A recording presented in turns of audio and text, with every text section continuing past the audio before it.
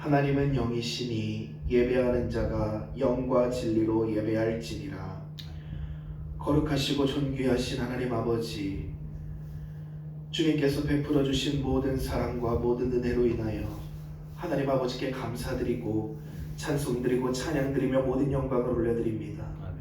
거룩한 주일을 맞이하여 아버지의 집에 나와 아버지를 예배하게 하심에 감사드립니다. 아버지를 섬길 수 있는 특권을 주심에 감사드립니다. 하나님 아버지, 우리가 이 시간 예수 그리스도의 보배로운 피를 의지하여 하나님의 보좌로 나아갈 때에 하나님 우리를 용납하시고 받아주시며 성령으로 충만하게 하여 주시옵소서. 그러함으로 우리가 영과 진리로 온전한 예배를 주님께 올려드리게 하여 주옵소서. 성령님 이곳 가운데 임재하시고 주님께서 이 예배를 주관하여 주시옵소서. 예수님의 이름으로 기원하옵나이다. 아멘.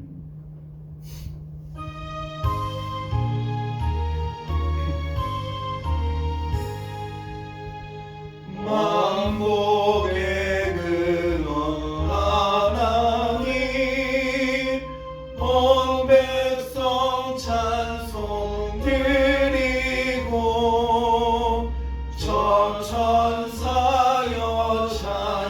찬송하세. 찬송 성부 성자 성령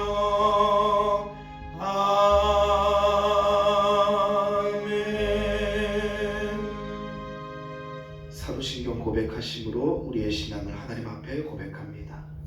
전능하사 천지를 만드신 하나님 아버지를 내가 믿사오며 그 외아들 우리 주 예수 그리스도를 믿사오니 이는 성령으로 잉태하사 동정녀 마리아에게 나시고 본디오 빌라도에게 고난을 받으사 십자가에 못 박혀 죽으시고 장사한 지 사흘 만에 죽은 자 가운데서 다시 살아나시며 하늘에 오르사 전능하신 하나님 우편에 앉아 계시다가 저리로서 산 자와 죽은 자를 심판하러 오시리라.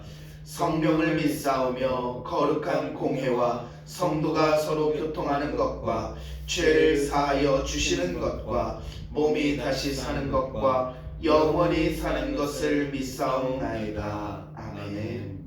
교동문 3번 시편 4편 다 같이 교독하겠습니다.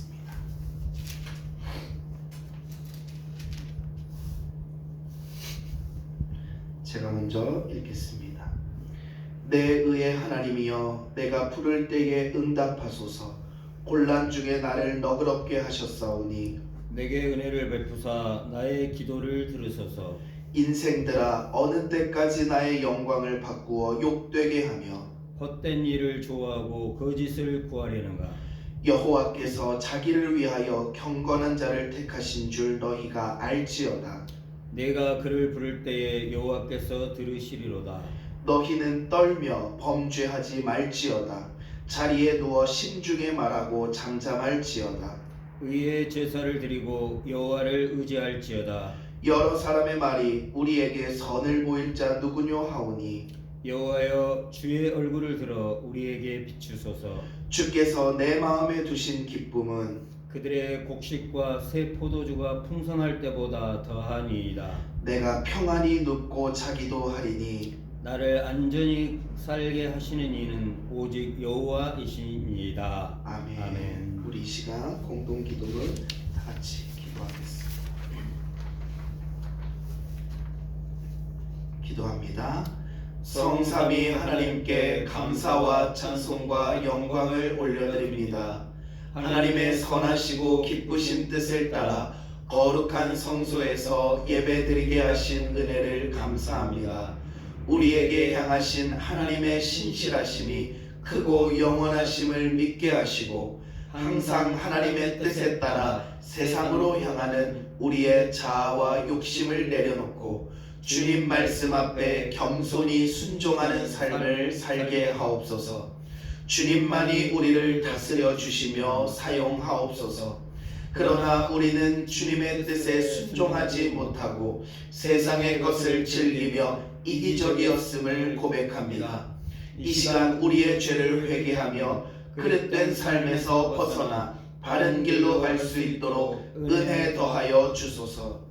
성령님께서 우리의 삶 가운데 임재하시며 매일의 삶을 주관하시고 지켜주시옵소서. 나 자신의 감정과 육체의 소욕을 따르지 않도록 도와주옵소서. 하나님의 사랑과 인내를 본받게 하시며 저희가 실수하여도 따스한 사랑으로 품어주시며 참된 위로와 평강이 있게 하옵소서. 사랑의 주님, 저 북한 주체 사상을 형성하는 역사의 과정에서 하나님을 외면하고 그 자리에는 뿌리 깊은 인본주의와 수령이라는 우상으로 대체하고 만왕의 왕이신 주님을 버린 죄악을 용서하옵소서. 또한 선군 정치라는 명목으로 열방과 많은 백성들을 고난과 두려움으로 몰아가는 지도자들의 죄를 회개합니다. 성령님, 북한의 정치적 이념 속에 심어진 인본주의와 우상의 뿌리를 제거해 주시고 북한 백성들이 수령이 아닌 여호와 하나님만이 우리의 영원한 생명 되시며 주인이 되심을 깨닫게 하시고 온 나라 방방곳곳에 주님을 알리게 하시고 진정을 담아 하나님께 찬미와 경배를 드리는 민족이 되게 하옵소서. 이 땅의 모든 백성들이 하나님의 주권을 인정하고 주께서 다스리심을 선포하며 역사를 주관하시는 하나님만이 참신이며 영존하신 아버지 하나님이심을 고백하는 나라가 되게 하소서. 성령님의 뜻하심에 세워진 예수 세민 공동체에 날마다 새로운 은혜를 부어 주옵소서. 그로 인하여 온 교회와 성도들이 주의 영광과 역사를 이루는 일에 동참하게 하옵소서. 오직 하나님의 말씀으로 부흥되는 교회가 되게 하시며 많은 주의 성도들이 기도로 간구하며 주님 앞에 믿음으로 세워질 수 있도록 인도하옵소서. 사랑과 성령의 충만하심의 역사가 주의 백성된 본분을 지켜 행하게 하시며 우리의 삶이 항상 주님께 예배가 되는 삶의 축복을 주옵소서. 오늘 우리에게 허락하신 하나님의 귀하신 말씀이 능력이 되어서 말씀을 듣는 모든 이들에게 주님의 크신 권능으로 은총을 더하여 주옵소서. 우리를 구원하신 예수님의 이름 받들어 기도하옵나이다. 아멘.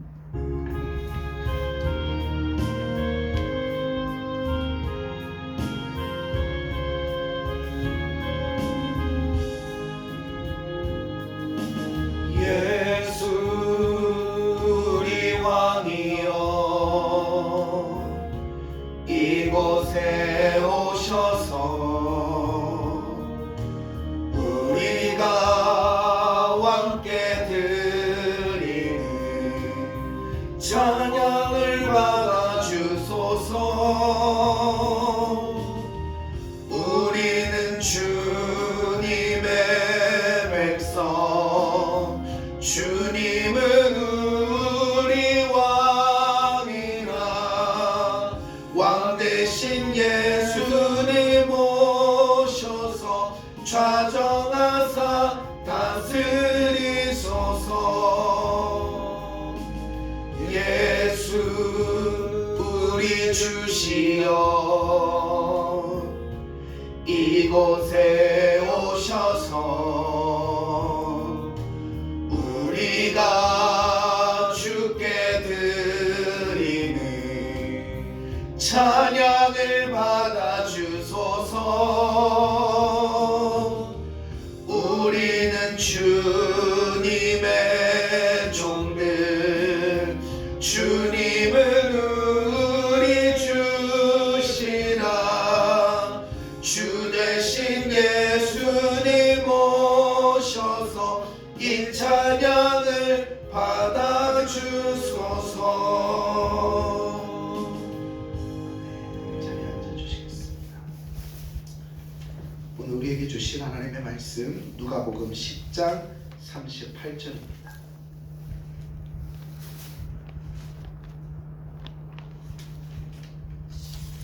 누가복음 10장 38절입니다.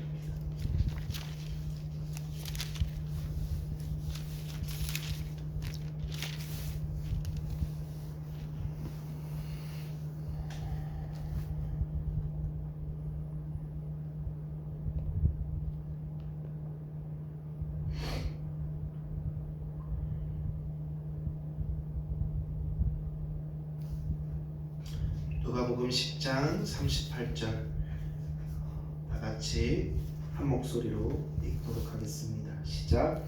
그들이 길 갈 때에 예수께서 한 마을에 들어가심에 마르다라 이름하는 한 여자가 자기 집으로 영접하더라.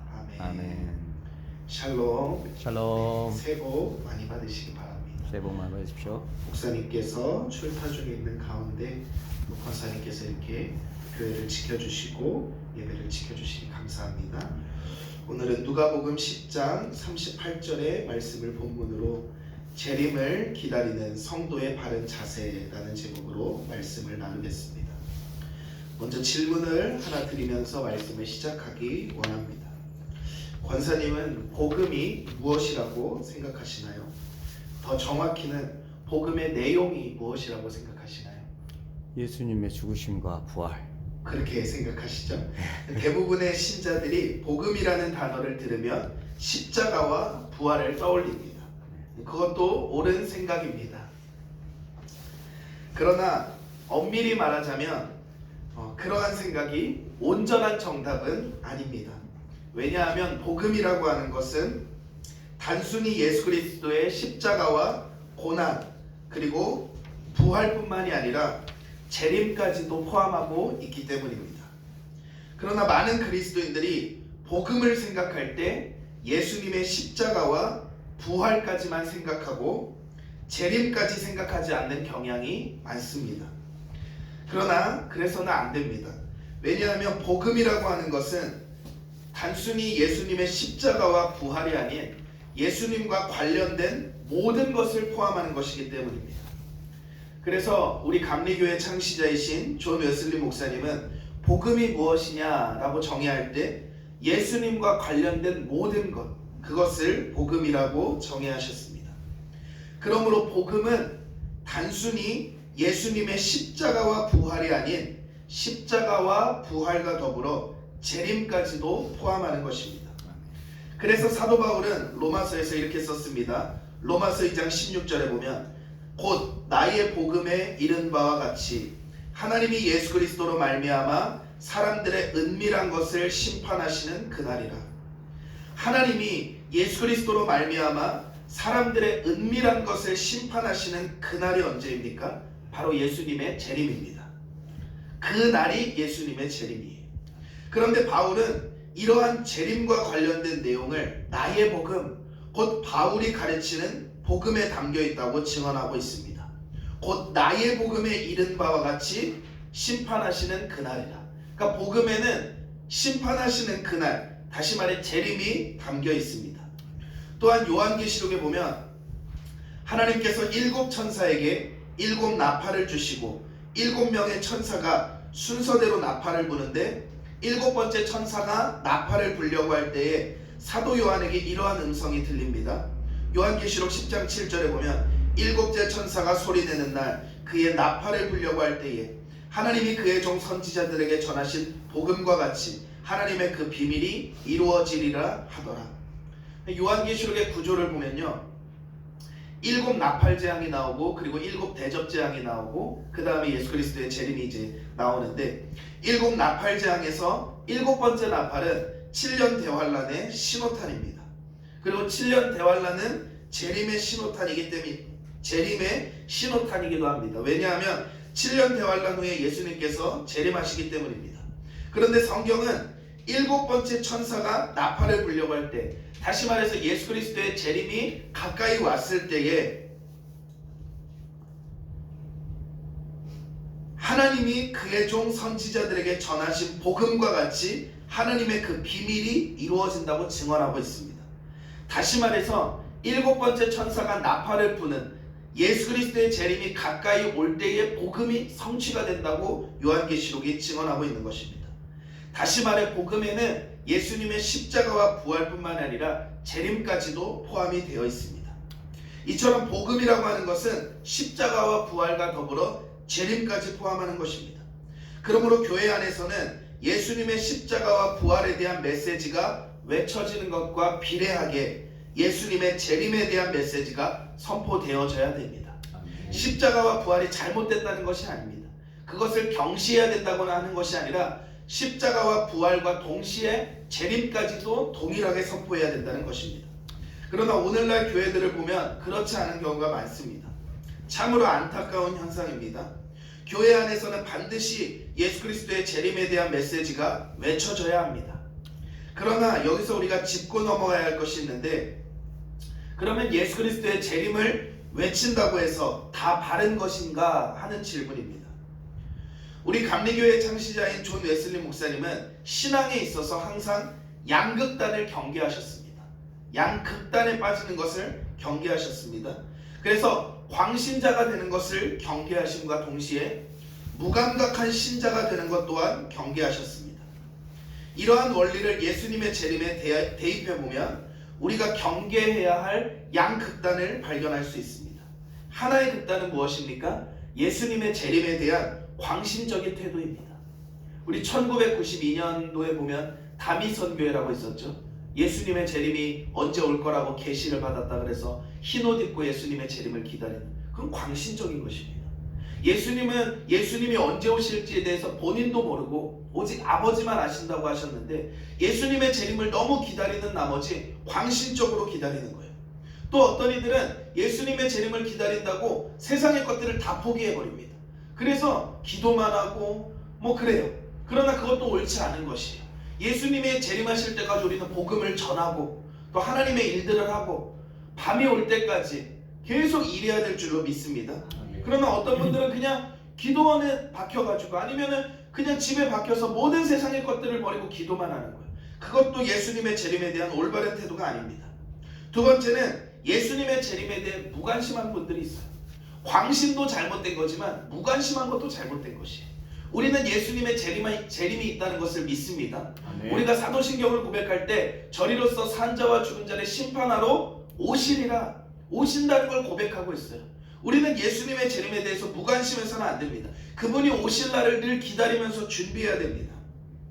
그래서 우리는 재림에 대한 광신적인 태도와 재림에 대한 무관심한 태도, 이 두 가지를 다 경계해야 됩니다. 웨슬리 목사님이 항상 그리하셨던 것처럼 신앙의 양극단에 빠지는 것이 아니라 그 가운데 믿음의 정도를 걸어가야 될 줄로 믿습니다. 아멘. 그렇다면 우리는 재림에 대하여 어떠한 태도를 가지고 신앙생활을 해야 될까요? 오늘 본문을 통해 그 해답을 나누고자 합니다. 오늘 본문 누가복음 10장 38절 한 번 더 같이 읽겠습니다. 누가복음 10장 38절입니다.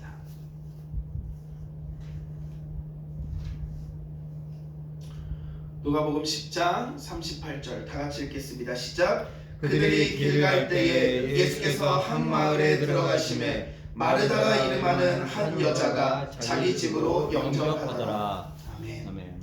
어떤 분들은 오늘 본문을 읽으면서 설교 제목과 좀 매치가 되지 않는다고 생각하셨을 수도 있습니다. 오늘 설교 제목이 무엇입니까? 재림을 기다리는 성도의 바른 자세. 그러니까 재림에 대해서 얘기하시려는 것 같은데 본문에 보면은 재림에 대한 뉘앙스가 전혀 없습니다. 그리고 본문과 재림이 연관성도 없는 것 같습니다. 그러나 우리는 본문 안에서 재림을 준비하는 성도의 바른 자세를 발견할 수 있습니다. 오늘 본문의 상황은 예수님께서 길을 가시다가 한 마을에 들어가는 것으로 시작됩니다. 아마 예수님께서는 베단이라는 마을로 들어가신 것 같습니다. 왜냐하면 예수님께서 한 마을에 들어가셨을 때 누가 영접합니까? 마르다라 이름하는 한 여자가 예수님을 자기 집으로 영접합니다. 그런데 이 마르다는 또 어디에 나오죠? 요한복음에 나옵니다. 마르다의 오빠가 누구죠? 나사로고 마르다의 그 자매가 누구죠? 마리아. 그 요한복음의 나사로의 죽음에 대한 얘기가 나오면서 마르다 마리아가 나오는데 그들이 사는 지역이 베단이라고 나옵니다. 요한복음에 보면. 그래서 예수님께서 오늘 한 마을에 들어가셨는데 요한복음에 의거하면 베다니에 들어가셨던 것 같습니다. 좌우간 예수님께서 베다니에 들어가셨을 때 예수님께서는 마르다의 집에 들어갈 계획은 없으셨던 것 같습니다. 그리고 마르다도 예수님이 오신다는 것은 몰랐던 것 같습니다. 왜냐하면 예수님께서 계획하고 아니면 공지하고 그 마을로 들어가신 것이 아니라 그냥 예수님께서 길거리 전도를 하시다가 한 마을로 우연찮게 들어가신 것 같기 때문입니다.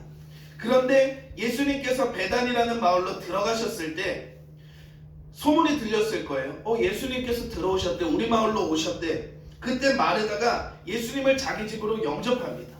오늘 본문은 딱 그 내용입니다. 예수님께서 어떤 마을에 들어가셨고 예수님께서 그 마을에 들어가셨다는 것을 들은 마르다가 예수님을 자기 집으로 영접하는 그 내용이 오늘 본문의 전체입니다.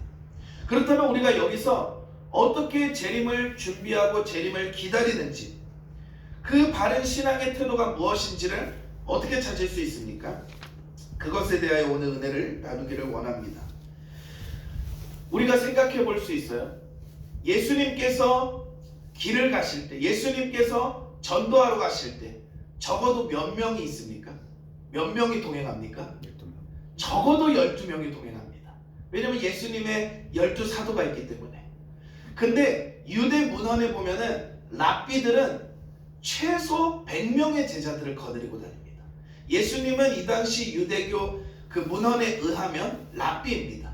그러니까 이들은 아직 메시아라는 것은 우리 관점에서의 얘기고, 당시 유대 문화 속에서는 예수님은 랍비셨어요. 왜냐면 랍비가 딱 30살부터 랍비 생활을 시작하기 때문에.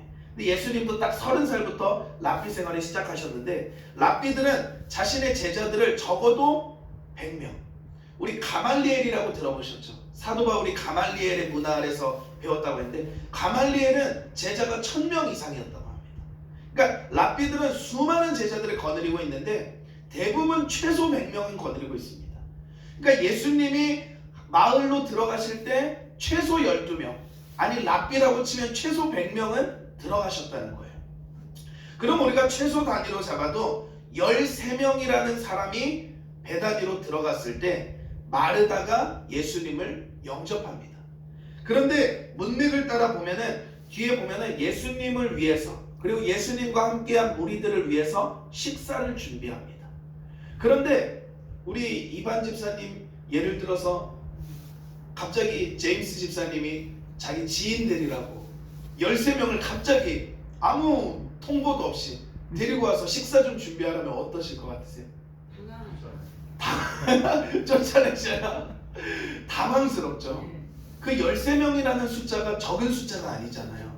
그리고 아무 공지 없이, 아무 통보 없이 갑자기 와가지고 우리 식사 좀 준비해줘 이러면 당황하기 그지없고 진짜 제임스 집사님 말처럼 쫓아낼 수도 있을 거예요. 라면 끓여줘. 근데 오늘 예수님이 그런 상황인 거예요. 마르다가 그런 상황인 거예요. 예수님이 아무 공지 없이, 아무 통지 없이 오셨는데 마르다가 영접한 거예요. 그럼 마르다는 왜 영접할 수 있었을까요? 항상 준비되어 있기 때문입니다. 우리가 오늘 여기서 예수님의 재림을 어떻게 기다리는지 알 수 있는 거예요. 마르다는 예수님이 올 때까지 기다리고 있었던 게 아니에요. 자기 할 일 한 거예요.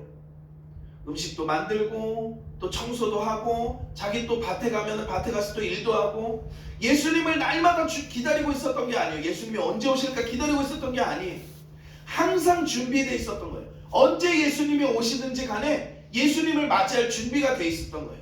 그렇기 때문에 마르다는 13명이 오든 100명이 오든 100명 이상이 오든 상관없었을 거예요. 항상 언제 예수님이 오시든 간에 그들을 대접할 수 있는 준비가 마르다에게는 항상 되어 있었던 거예요. 그래서 예수님이 아무 공지 없이 한 마을에 들어가셨고, 예수님이 오셨다는 그 소문을 들었을 때 마르다는 주저없이 예수님을 영접할 수 있었던 것입니다. 왜냐하면 항상 준비되어 있었기 때문에. 항상 음식이 준비되어 있었고, 조금만 손질하면은 바로 대접할 수 있는 준비가 되어 있었기 때문에. 그러니까 마르다는 예수님이 오실 것만 기다리면서, 예수님이 오실 것만 바라보면서 있었던 것이 아니라 자기의 삶을 살아가면서, 하나님이 맡겨주신 일들을 하면서, 그럼에도 불구하고 예수님이 언제 오시던 간에 예수님을 맞이할 수 있는 준비가 되어 있었던 것입니다. 사랑하는 성도님들, 우리가 예수님의 재림을 이렇게 기다려야 됩니다.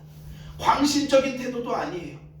예수님의 재림이 가까웠다 해서 세상의 것들을 다 버리고, 세상의 일들을 다 버리고, 그래서 어떤 이들은 세상의 것들을 다 버리고 학교도 안 다니고 직장도 때려치고, 그리고 다른 데로 가서 기도원에 가가지고 그것도 바른 태도가 아닙니다.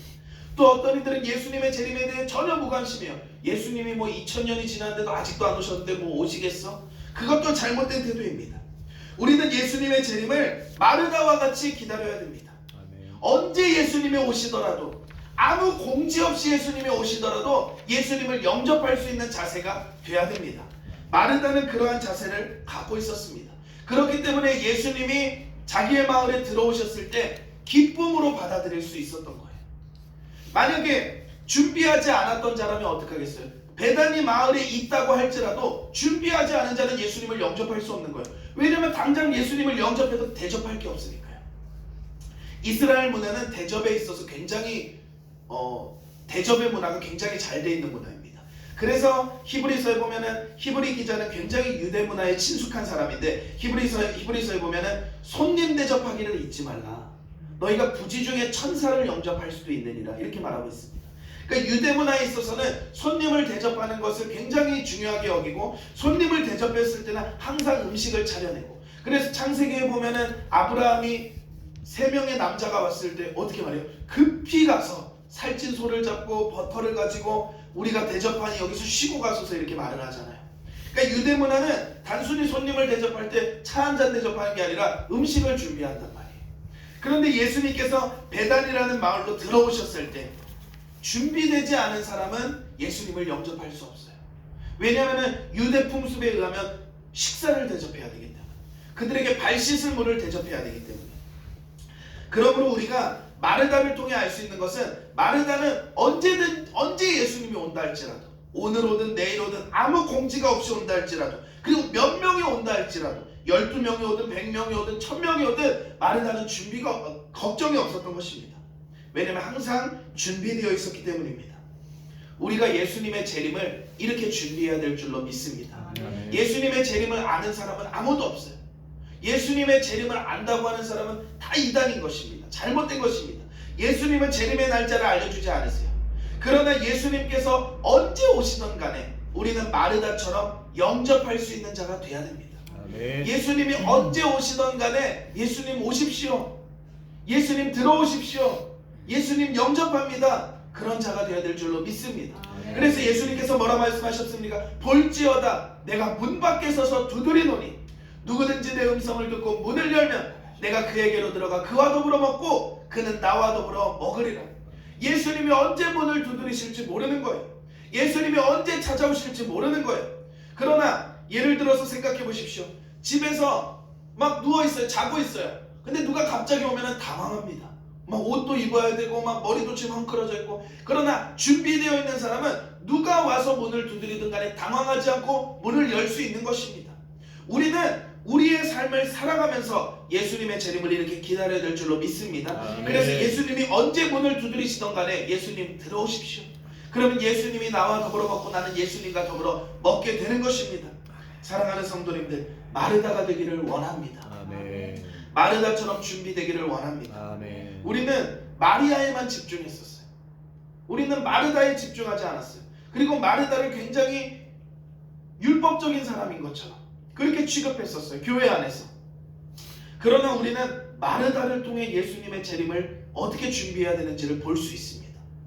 예수님이 언제 오시던 간에 예수님이 언제 문을 두드리시던 간에 당황하지 않고 예수님을 영접할 수 있는 그 여인이 바로 마르다였고 성경은 마르다가 아무 당황 없이 예수님을 자기 집으로 영접했다고 말하고 있는 것입니다. 사랑하는 성도님들, 예수님의 재림이 언제 올지는 모르지만 우리가 그렇게 주님을 기다리기를 원합니다. 우리 이반 집사님, 제임스 집사님도 선교에 나가서 언제 오실지 모르지만 예수님이 언제 오실지 모르지만 주님이 맡겨주신 사명 잘 감당하고 있을 때 예수님이 언제 오시던 간에 예수님 오십시오. 다 준비되어 있습니다. 이렇게 말할 수 있기를 예수님의 이름으로 축복합니다. 아멘. 우리 정학이 권사님도 예수님이 언제 오시던 간에 주님이 맡겨주신 사명 열심히 감당하고 주께서 허락하신 일을 열심히 감당하다 주님이 언제 오시던 간에 예수님 어서 오십시오. 내가 주님을 영접합니다. 말할 수 있게 되기를 예수님의 이름으로 축복합니다. 아멘. 예수님께서 재림하시는 그날 많은 이들이 울게 될 것입니다. 많은 이들이 통곡하게 될 것입니다. 준비되지 못한 신부들은, 준비되지 못한 처녀들은 기름을 사러 갈 것입니다. 그러나 기름을 사갖고 왔을 때는 이미 문이 닫혔을 것이에요. 그러므로 우리가 미리미리 준비되어져야 됩니다. 미리미리 우리가 준비되어져야 됩니다. 그래서 마르다는 항상 음식이 준비되어 있었고 항상 예수님이 오시던지 언제 오시던 간에 상관이 없었던 것처럼 우리도 그처럼 준비되고 그처럼 예수님의 재림을 기다려야 될 줄로 믿습니다. 아멘. 결론을 말씀드리겠습니다. 예수님의 재림은 곧 옵니다. 근데 그 곧이 우리 생각과는 달라요. 왜냐하면 주께서는 하루가 1000년 같고 1000년이 하루 같은, 지금 2000년이 지났잖아요. 근데 하나님 편에서는 이틀 지난 거일 수도 있어요. 이틀 지난 거일 수도 있어요. 근데 3일째 오실 수도 있어요. 3일째. 다시 말해 1000년을 더 기다려야 될 수 있어요. 근데 또 몰라요. 왜냐하면 주께 1000년이 하루 같기 때문에. 그래서 2000년이 지났지만 주께서는 1000년이 하루 같고 하루가 1000년 같기 때문에. 그러므로 내일이 지났는데 주님께서는 1000년이 지났다고도 할 수 있는 거예요. 우리 입장에서는 하루밖에 안 지났지만. 그렇기 때문에 예수님이 언제 오실지는 모르지만 곧 오십니다. 곧 오세요. 그리고 지금 말세의 징조들을 보면은 저번 주인가요? 저번 주에도 인천 쪽에 지진이 났더라고요. 근데 인천 쪽은요 지진판이 아니에요. 전혀. 경주 쪽에서는 우리가 지진이 몇 년 전부터 계속 나고 있잖아요. 근데 인천 쪽은 전혀 지진대가 아닌데 지진이 나고 있어요. 근데 예수님께서 뭐라고 말씀하세요? 말세에 이러한 때가 이르리니 곳곳에 지진이 일어나고 전쟁이 일어나고. 아니 2022년에 우크라이나와 러시아가 전쟁이 일어날 거라고 누가 생각했어? 이런 최첨단 시대에 전쟁이 일어날 거라고 누가 생각했어? 근데 예수님의 예언처럼 곳곳에 지진이 일어나고 전쟁이 있고 난리와 난리 소문을 듣고. 그러니까 예수님의 재림이 곧 올 것입니다. 그러나 우리는 걱정할 필요가 없습니다. 예수님의 재림이 곧 올 것이기 때문에 우리는 뭐 어디 기도원 가가지고 처박혀서 그럴 필요도 없습니다. 주님께서 맡겨주신 일들 하고, 그게 선교면 선교로, 사업이면 사업으로, 학생은 또 공부하는 일로, 자녀를 키우는 것도 열심히 자녀를 키우고 우리가 해야 될 일을 하는 거예요. 그걸 다 놔버리는 게 아니에요. 재림신앙은 그걸 다 놔버리는 게 아니에요. 그걸 하면서 예수님이 언제 오시던 간에 마라나타 예수님 오시옵소서. 아멘. 주님을 영접합니다. 그게 바로 재림신앙인 줄로 믿습니다. 아멘. 우리 사랑하는 성도님들은 예수님이 언제 오시던 간에 흰옷 입고 예수님 맞이하여서 공중에서 주님 얼굴 뵙고 주님과 함께 영원토록 왕노릇하는 귀한 성도님들 되시길 예수님의 이름으로 축복합니다. 아멘. 기도하겠습니다. 고마우신 하나님 아버지, 주님의 은혜와 주님의 사랑에 감사드립니다. 하나님, 우리가 말씀대로 살아가는 신앙이 되기를 원합니다. 우리의 생각에 사로잡혀, 관념에 사로잡혀 신앙생활하는 것이 아니라 말씀대로 신앙생활을 하기를 원합니다. 아멘. 하나님이 성경에 기록하신 대로 신앙생활하기를 원합니다. 아멘. 하나님, 오늘 마르다를 통하여 우리가 재림을 어떻게 준비해야 되는지 일러주심에 감사드립니다. 아멘. 먼저는 우리가 재림이 있다는 것을 기억하게 하여 주시옵소서.